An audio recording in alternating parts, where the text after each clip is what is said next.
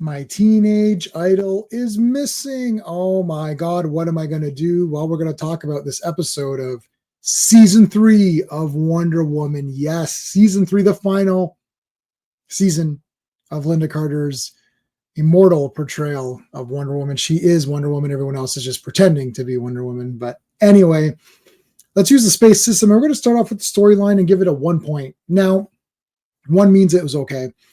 I like this story. It's not super awesome. I kind of like it for like kind of just the hokiness of it. So there's this teenage idol played by Leif Garrett and his real life sister, which I didn't know this until I looked up the notes for this. His real life sister plays a teenager who loves him, and she sneaks in to see him and get an autograph, but she finds out that he's held at gunpoint and kidnapped, and he's actually replaced with his twin brother. So when she tells Diana, hey, this guy's been kidnapped, there's no ransom demands, nothing's been reported in the paper, this guy's a big time teenage idol, nothing's been reported. Diana's like, are you sure? I know what I saw. She goes to check and she sees that he's okay, but it turns out it's the twin brother that got swapped. So interesting story. Now, look, it would have been pretty basic. Here's one thing I really like. There's a part where they want to make the exchange. So the way that these kidnappers work is that they kidnap someone famous and then nobody knows about it, and they keep it all quiet. They get their money and then they kidnap the next person. Now this kid is going to be doing he's performing the next night or something at some big concert. So they need this kid back. They need him back. His name is Kincaid. They need this guy back like ASAP. So they go to pay the ransom, and Wonder Woman kind of messes it up a little bit, but it's not really her fault. It's hard to explain. You have to see the episode. I'm not going to break it down in that way. Just trust me, it's not her fault. So they're like, well, we're not going to give you the kid back now, and you're screwed on that concert. So they're like, well, we've got the twin brother. Maybe we can lip sync him or something, or do some, Milli Vanilli kind of stuff. So the kid goes out there. Turns out he's also a singer. Now his music is not sort of that poppy, bubblegummy kind of music that other guy did, the brother. His is a little bit different, but he's a pretty decent singer. It's both roles are played by Leif Garrett, same actor or singer, I guess. And he, but it turns out he's pretty good. So like, oh shit, both guys are pretty good, but that puts the other guy in danger because they're like, well, they're not going to really need this guy back, so we may as well kill him. Boom, there you go. I feel like Diana probably could have taken care of this on her own. She didn't really need Wonder Woman's assistance in this one. That's sort of my kind of on that. So I'm giving it 1 point. The pacing I will give 1.5 though. I actually thought it was pretty good paced. I liked the interactions with Wonder Woman and the kid and her kind of solving this and putting the pieces together. I like her calling Ira, getting information. So I actually thought it was pretty well paced. It could have been a little bit more actiony, a bit more Wonder Woman stuff, but still I wasn't bored. And when it was over, I was like, oh, it's already over? That seemed pretty good. So yeah, I wasn't bored at all. I thought it was good. The artistry, I'm going to give it 1.5. She wears her motorcycle outfit. Now, whenever you see that motorcycle outfit, that means there's going to be kick-ass motorcycle action because this thing was friggin' awesome, man. She's like jumping off shit and knocking guys down, and like they're in this junkyard. She's like spinning around and hitting guys. Like, whoa, shit, this was like damn good. And we know it's the stunt woman, of course. She's great. There's a whole YouTube channel or a whole YouTube interview with Wonder Woman's stunt woman. I've blanked out on the name because it's a video, and then I'm always going to blank out. I didn't write her name down the notes, but she's awesome. So hell yeah, the action was great.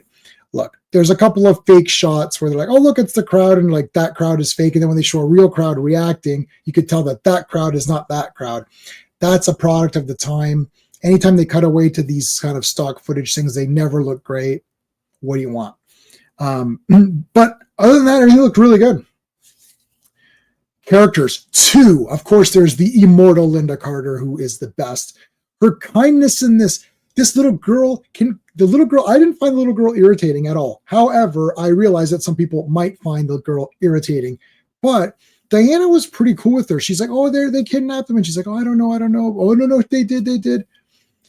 It's her kindness, her relatability, her humanity. This is what made Wonder Woman so special in this show, and Linda Carter. Obviously, her beauty and her smile and all of that stuff plays a factor. but there's a lot of genuine warmth coming from Wonder Woman Diana, the character. Linda Carter's, of course, bringing that. This is how you cement yourself as the best character or best version of this character. Every single other Wonder Woman that's ever going to come is going to not be as good. It's like it's not happening. This is the same thing as Christopher Reeve. You can say this guy was pretty awesome. He's almost as good, but I like him as Superman, but right? Look, and there's people that came before Christopher Reeve, George Reeves. That's a show that people lived by. I got older friends who were like, no. That's the real Superman. Shut your mouth. There was Denise Crosby. Was it Denise Crosby? I can't remember who played. No, not Denise Crosby. It couldn't have been. Kathy Lee Crosby played Wonder Woman in a movie before Linda Carter. But look, I haven't actually seen that. I actually own that on DVD. I'm going to review that. Mark me down. I'm going to review that. I never watched it. It didn't look like Wonder Woman to me. But this is legit the real Wonder Woman. So yeah, 2 out of 2 for the characters, 1.5 for the enjoyment. I kind of like this one. It's cheesy. I liked the kid. I thought that Leif Garrett was pretty good. I didn't find him annoying at all. I thought he was kind of funny when he's like talking shit back to the kidnappers. That was good. I liked both brothers. I liked the little girl. She's like, he's kidnapped. What the shit? I saw him. She was very convincing. I liked her. Obviously, Wonder Woman is great. Steve Trevor doesn't have much to do here. A couple of lines of dialogue. Ira doesn't have a lot to do. The manager was pretty good. I can't remember his name. We've seen him in tons of shows from this time period. He was good too. I like this one. 7.5 out of 10. Look, it's not the best episode of Wonder Woman. Nobody's gonna be like saying this is like top 10 episodes. But I thought it was kind of fun. Season 3 started it off pretty fun. Let's see where it goes. It's great going through these again, especially on Blu-ray. This is my first time watching these on Blu-ray. I've seen the DVDs a few times already, but this is my first time going through it on Blu-ray, which is why I thought, why don't I do these videos? It's the perfect time to do all that.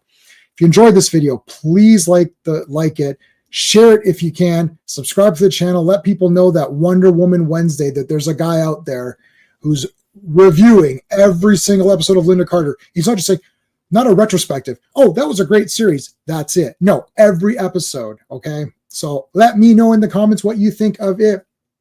That's it. Thank you for watching, everybody. Until next.